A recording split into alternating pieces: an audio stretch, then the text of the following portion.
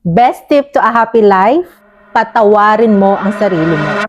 Ang pagpapatawad ay hindi para sa iba, kung hindi para sa sarili mo. Pero alam mo ba, ang pagpapatawad ay hindi laging tungkol sa taong nanakit sa'yo. It's about freeing yourself. Ako mismo, may mga taong nahirapan akong patawarin. Pero sa totoo lang, ako pala yung nakakulong sa bigat ng galit at sakit.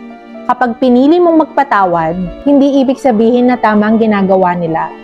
It means na pinapalaya mo ang sarili mo sa bigat na hindi mo naman kailangan dalhin. Para kang bumitaw ng bato na matagal mong pinasan. Moments of forgiveness are moments of self-love. Kasi kapag napatawad mo ang iba, binibigyan mo ang sarili mo ng pagkakataon na magsimula ulit. Mas magaan at mas masaya. Kaya ikaw, tama na. Let go of all the regrets and what ifs ng past mo.